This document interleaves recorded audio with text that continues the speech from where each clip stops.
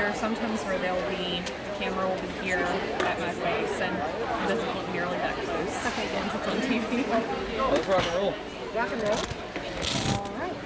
Katie, if you don't mind, just telling me your first and last name and spelling them for me so I get it right.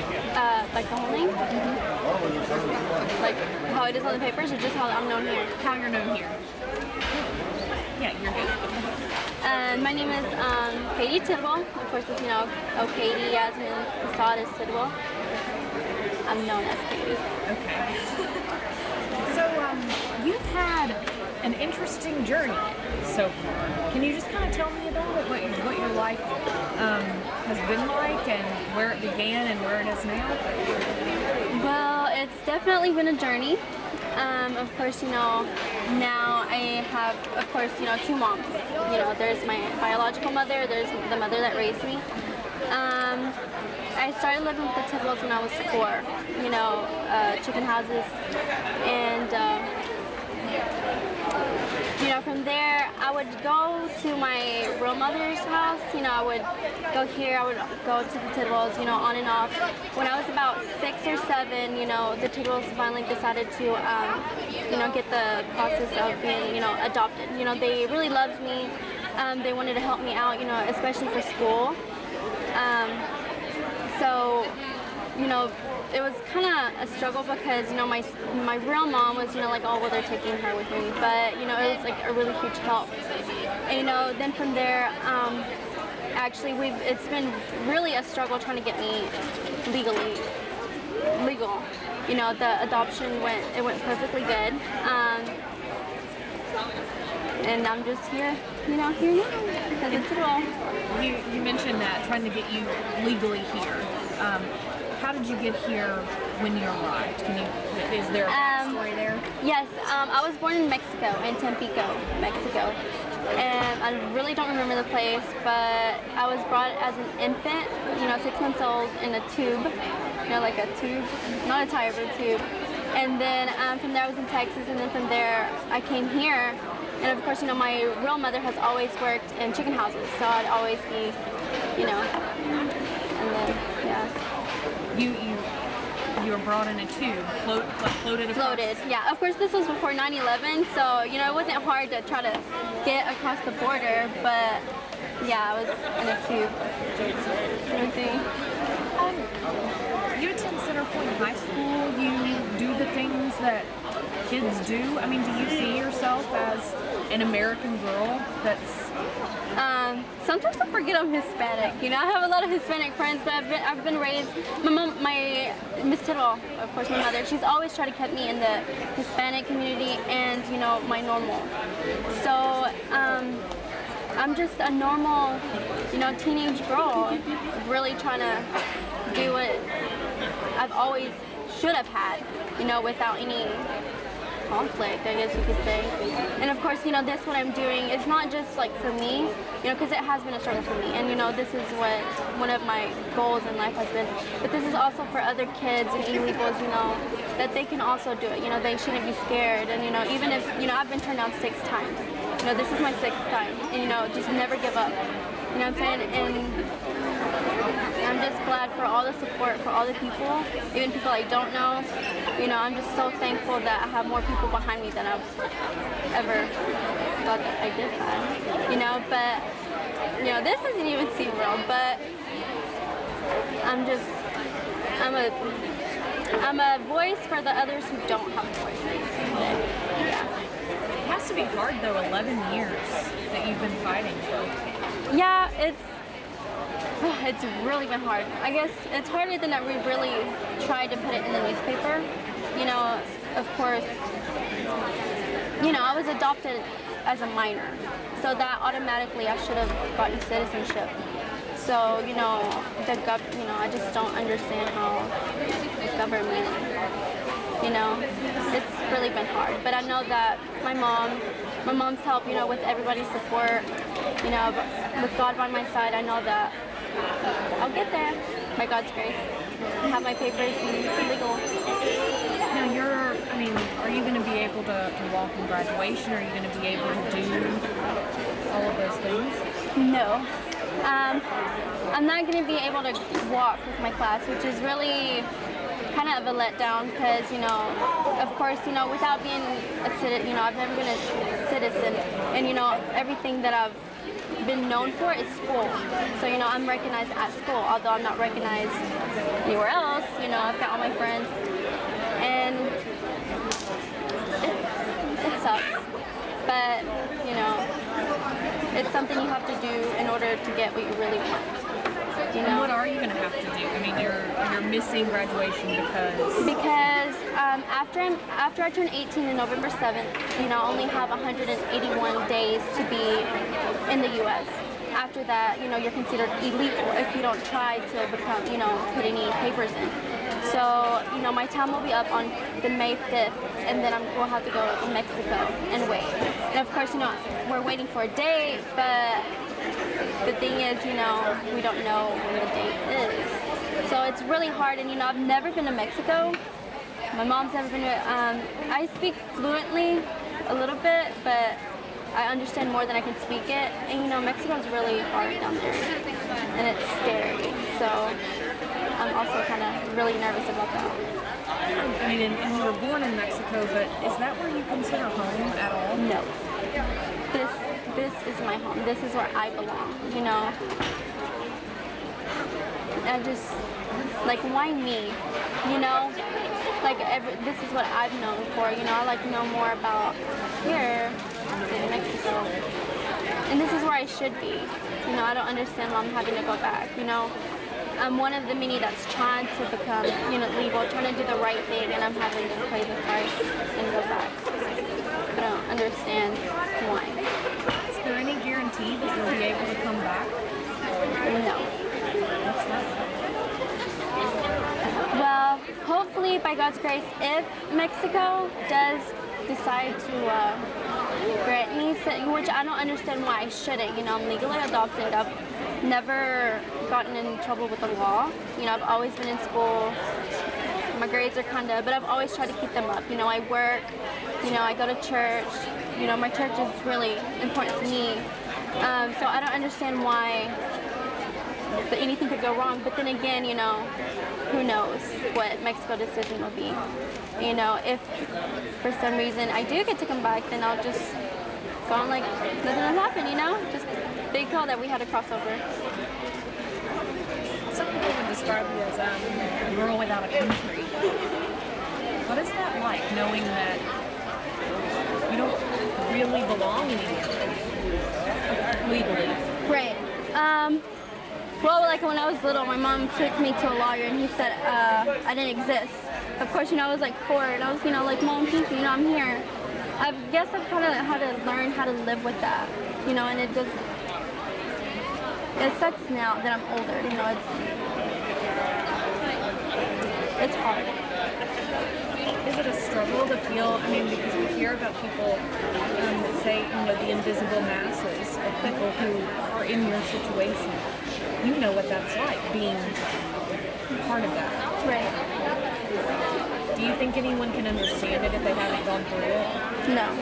I don't think, especially in a situation like this, nobody, I know I've had a lot of negativity, they think that I'm trying to get attention, I guess you could say.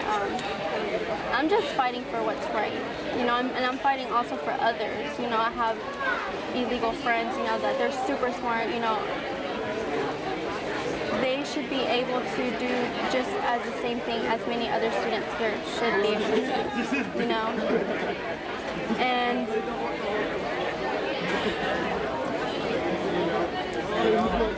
do you feel like your life is sort of stopped at 18? Do you...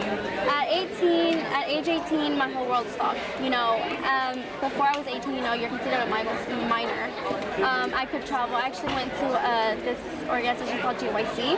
It's where a lot of Christian schools, gather together. I was able to fly there. I was able to fly to visit my brother. Of course, I was 14, 16 at the time. 18, I haven't been able to drive. I haven't been able to work places. I haven't, I was offered to a mission trip in Haiti. I wasn't able to go to that because I can't leave the country. It's just, it's like I'm stuck here, only in school, and I can't really do anything, and it's hard here in the U.S. because everything revolves around Social Security, because, you have to be legally recognized.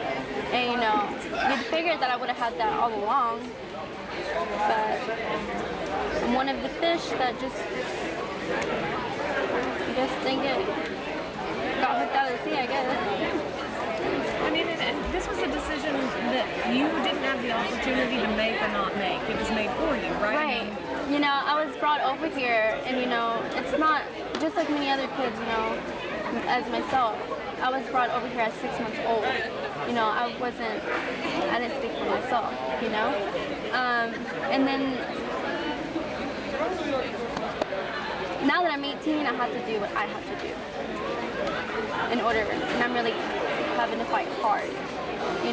When my mom and I have spent thousands of dollars that we do not have, in order to get this done, and then, immigration just stops and it's like, no, so we have to start all over again, I had been out there. This isn't a situation where it's like, oh, I'm 18, I need that card or whatever Right. it is, right? Like and in the future I wanted to do hair and dental hygienistry. This opportunity is really making me want to help others as well, other immigrants, because I know the pain, I know the struggle, I know how it feels, not just financially but mentally.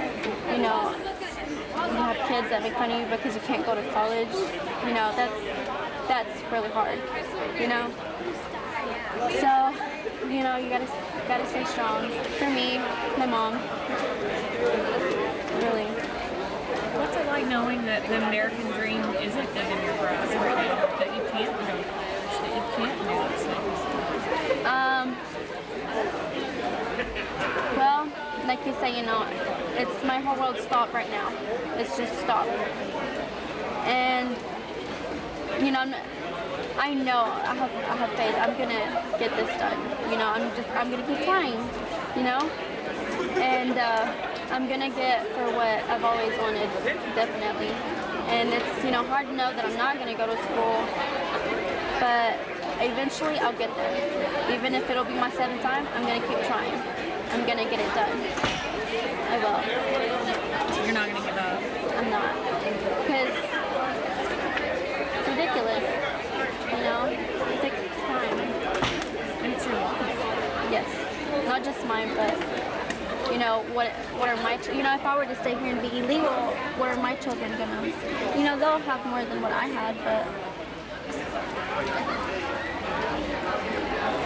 I really need it. Are you hoping that putting your story out there, that showing people that faces belong to illegal immigrants, that they exist and that you're a real person? I want my story out there. I always kept it to myself. I'm not a person that, flaunts. I've always kept it to myself, always. Now that it's really, I'm waking up, I'm realizing, this is my whole life. This is it.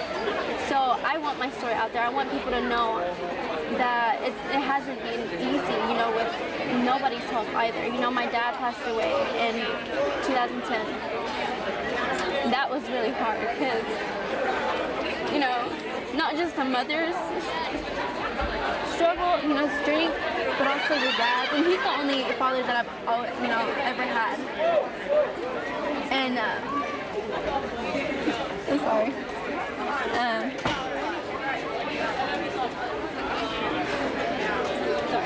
Do you mind asking me? I'm sorry.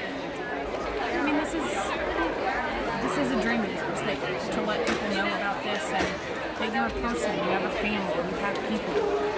You are our people. Right. Hopefully, with me sharing this, getting it out there, I'll get much more support, and not telling how many other kids have the same story, kids, we're a kid. You can't blame the kid for coming over here at 3 months old and not having a country, and just to show the government anymore. Whereas, But you are a human being. right, I'm just a kid just like everybody else, you know, with dreams and ambitions and goals, and I may be Hispanic, but I'm Hispanic, you know, Mexican American, definitely American. Everybody imagines you're at the end of high school, getting to throw that cap in the air, getting to turn around to mom and dad and say, "We made it." What is it like knowing that that's not going to be the capstone for you?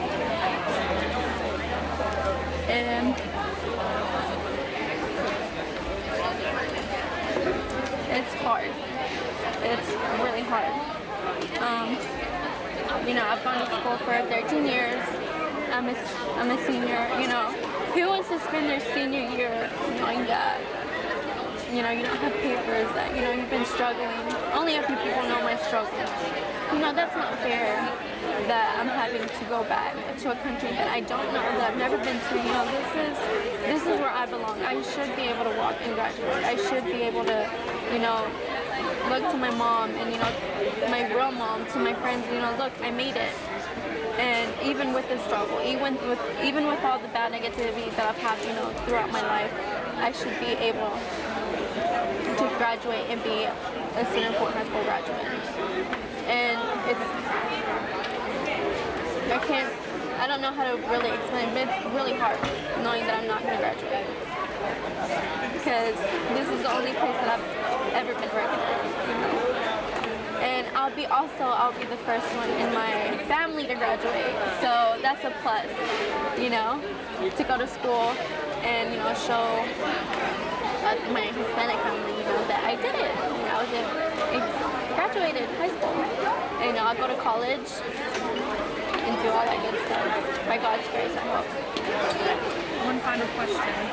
Do you deserve the American dream? I do deserve it. I believe I should. I deserve this as much as any other kid that comes from China and gets adopted from other parents. I do deserve the same thing that they're getting, you know? I'm a normal 18-year-old girl trying to do the right thing and trying to just go on with life, you know? But this is just really hard, and it's like a really huge slump. And I couldn't say how much more, you know, I just really need this, you know, I really want it. And I'm sorry. Is there anything else you'd like to say? Yeah,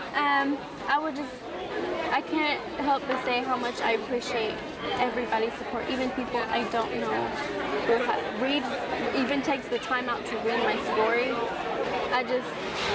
I never knew how much, you know, support you can get by just, you know, speaking up. And I want to say, you know, there's a lot of friends that have been supporting me, especially my mom. She's really been my ground, my church, and just anybody that helps. Because, you know, of course it's helping me, but it's not just me, it's every kid that is going with this struggle, you know? And by God's grace, hopefully, I just gotta keep my head up high. And I just want to thank you guys also, and anybody who's helping. I'm really thankful. Although I can't show my emotions right now, but I'm really thankful and appreciative. You know. Do you feel a little bit of a comparison between you and Moses? I couldn't help but notice. My son. Because he came through, his mother put him in a basket, ended up in a foreign place. Ended up with, you know, another family also caring for him, and he had struggles. I mean, and he never gave up. You know, he kept looking, of course, you know, to God, which, of course, you know,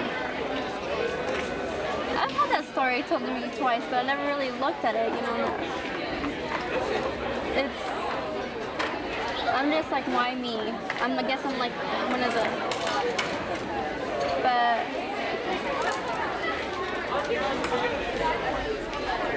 It just doesn't seem real, like, you know. That's all I've got, Katie. ready for